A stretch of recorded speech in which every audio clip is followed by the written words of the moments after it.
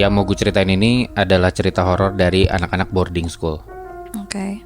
Nah, jadi salah satu hal yang membedakan adalah buat kita nih anak-anak yang negeri atau swasta dengan boarding school tuh bedanya kalau kita kan sekolah mungkin cuma dari pagi sampai siang atau sampai sore kan. Nah, kalau anak-anak boarding school ini mereka tuh nginep di asrama. Oke. Satu lingkungan sama sekolah gitu. Nah, jadi bisa jadi dengan mereka nginep di sekolah itu mereka punya experience lain. Karena mereka tahu suasana sekolah ketika lagi gelap tuh seperti apa, ya kan? Iya. Nah, jadi cerita ini dialamin sama Tasya. Tasya ini kelas 11 dan ini tahun kedua Tasya di sana. Jadi selama 2 tahun si Tasya ini sekolah di boarding school itu nggak ada hal yang aneh-aneh sebenarnya. Dia jalanin dengan biasa aja. Sampai ada satu momen nih, boarding schoolnya Tasya ini gempar. Karena ada satu siswi yang ngundurin diri dari sekolah boarding school itu abis ngelihat penampakan di gedung sekolah mereka pas malam-malam. Jadi gedung sekolahnya si Tasya ini sama gedung asramanya itu kepisah. Oke. Cuman masih dalam satu lingkungan gitu loh. Nah, cuman si sekolahnya ini, boarding schoolnya ini itu punya jam malam. Jadi kalau misalkan udah lewat jam 6 malam, itu udah nggak boleh keluar dari asrama. Apalagi ngedatengin gedung sekolah. Oke. Pokoknya kalau malam tuh semua siswa-siswi udah harus di asrama masing-masing lah. Oh. Nah, kejadian yang bikin siswi ini ngelihat penampakan adalah, jadi si siswi ini tuh dia hobi banget fotografi. Oke. Jadi sekitar jam 9-an malam, dia keluar dari area asrama, dia ngendap-ngendap ke gedung sekolah buat hunting foto. Jadi katanya, waktu si siswi ini lagi hunting, ada pohon-pohon tinggi yang bersebelahan sama gedung sekolah yang menurut dia tuh cantik lah. Dia lagi foto-foto di area itu, tiba-tiba dari pohon tinggi ini ada yang ngesut-sutin dia. Gitu. Sekali 2 kali didiemin aja nih sama dia. Karena ya mungkin gua salah denger kali. Lama-lama masih ada tuh suara. Dan kayaknya ini bukan perasaan gue doang deh. Makin penasaran juga nih dia, kayak siapa sih yang ngesut-sutin gua. Pas dia lihat, ternyata dari pohon-pohon gede itu di dahannya itu ada kuntilanak pakai gaun putih, rambutnya juga putih. Aduh. Lagi duduk di dahan pohon tinggi itu sambil kakinya tuh ngayun-ngayun. Gila. Nah, kebetulan si siswi ini punya asma. Aduh. Jadi ngelihat kayak gitu dia shock dong. Iya. Asmanya kambuh lah. Nah, gak lama dari situ, untungnya waktu dia lagi ngefoto-foto tuh kan lagi pakai flash gitu kan. Untungnya ada penjaga sekolah yang sadar ada orang di area situ malam-malam. Disamperin lah sama si penjaga sekolah ini. Jadi pas kejadian si cewek ini shock dan dia asmanya kambuh, ada penjaga sekolah yang nolongin dia. Nah, akhirnya karena kejadian itu, boarding schoolnya Tasya ini jadi gempar. Dan ya mungkin si siswi ini emang trauma juga gitu ya. Orang tuanya juga gak mau lah anaknya kenapa-napa lagi. Cabutlah, mengundurkan diri dia dari boarding school itu, si siswi ini. Oke. Nah, karena kejadian si siswi ini, Tasya justru malah penasaran. Oh. Jadi di boarding school ini tuh lo bakalan punya roommate. Oke. Jadi si Tasya ini sekamar sama 2 orang temennya, namanya Cika sama Ajeng. Jika maju. Yes, jadi Tasya, Cika, Ajeng, roommate, dan akhirnya mereka bertiga jadi satu circle lah. Sekelas juga, mereka tuh belajar bareng, main-main bareng, semua juga selalu saling curhat, bandel-bandelan juga bareng, pokoknya bertiga terus lah mereka. Nah, karena kejadian yang bikin gempar itu, mereka bertiga malah penasaran dan malah pengen uji nyali. Wow. Di tempat perkara si kejadian siswi itu ngelihat penampakan kuntilanak berambut putih ini. Nah, sempat ada satu momen lah, karena mereka udah setuju mereka mau uji nyali gitu ya. Akhirnya mereka bertiga keluar nih jam 10 malam dari asrama, mereka pergi ke area sekolah. Oke. Nah, tapi di malam itu mereka nggak ngerasain apa-apa, Nat, Moy, Syaf. Mereka nggak dapat penampakan itulah. Akhirnya mereka bertiga kepikiran nih.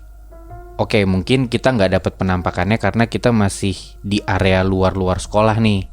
Belum masuk ke dalamnya. Gimana kalau nanti kita coba lagi? Kita coba buntutin penjaga sekolah waktu dia lagi patroli.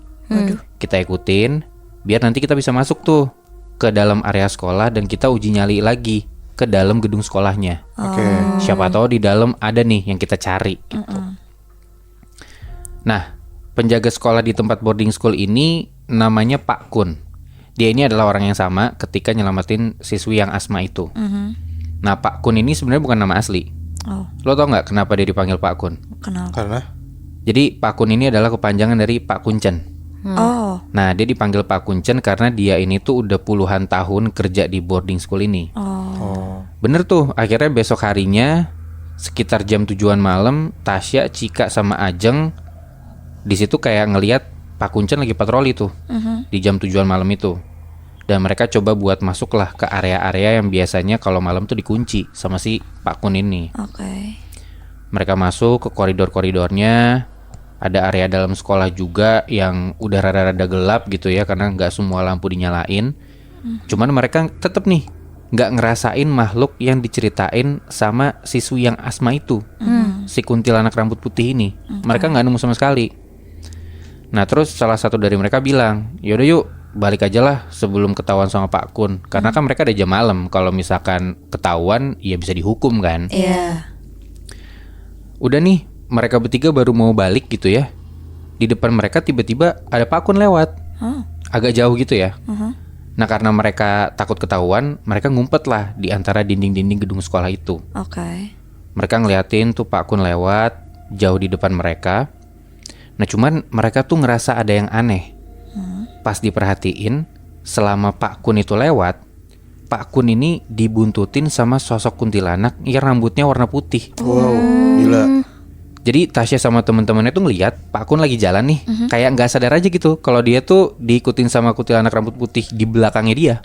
Akhirnya mereka ngeliat kuntilanak ya? Mereka ngeliat akhirnya, Moy. Nah di situ salah satu di antara mereka, si Cika, itu sempet kayak mau videoin si Pak Kun ini. Iya. Nah cuman gobloknya, karena rada-rada gelap, flash HP-nya tuh otomatis nyala. Aduh. Ketahuan lah kalau mereka tuh ngumpet. Pak Kun disenterin ke arah mereka, kelihatan tuh mereka bertiga.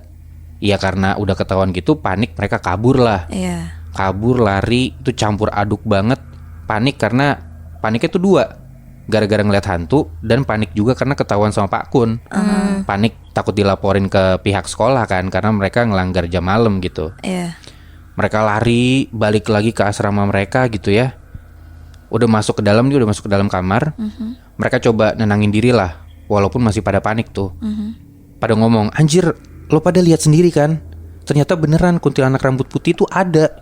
Di situ si Cika kayak, apa kita bilang ke Pak Kun ya? Iya sih, kita ngelanggar jam malam, tapi kayaknya kita harus bilang ke dia sih. Jangan sampai amit-amit dia tuh ketempelan sama si kuntilanak rambut putih ini. Ya. Nah mereka lagi kayak diskusi sambil panik ngomong kayak gitu. Tiba-tiba pintu kamarnya mereka itu diketok. Oke. Pas dibuka ternyata itu Pak Kun. Oh. Nah Pak Kun udah ada di depan kamar mereka bertiga tuh. Terus mereka mencoba straight face gitu, nutupin kayak, iya kenapa Pak? Terus Pak Kun cuma ngomong gini, tadi ada yang videoin saya mau dihapus ya. Coba hapus videonya, kata Pak Kun gitu. Karena dia nyadar kan dia di videoin gitu.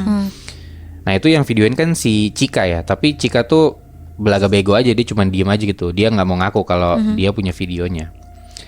Terus sama Ajeng kayak, udah gak apa-apa Cik, hapus aja buruan. Daripada kita panjang masalahnya gitu kan. Si Ajeng biar cari aman lah. Udah tuh di depan Pak Kun ditunjukin videonya terus dihapus. Walaupun sebenarnya di video itu si sosok kuntilanak rambut putih ini nggak kerekam. Yang kelihatan cuman Pak Kun aja. Cuman ya udah dihapus aja lah biar nggak panjang masalahnya gitu kan. Udah habis kayak gitu, udah tuh Pak Kunnya udah mau pergi.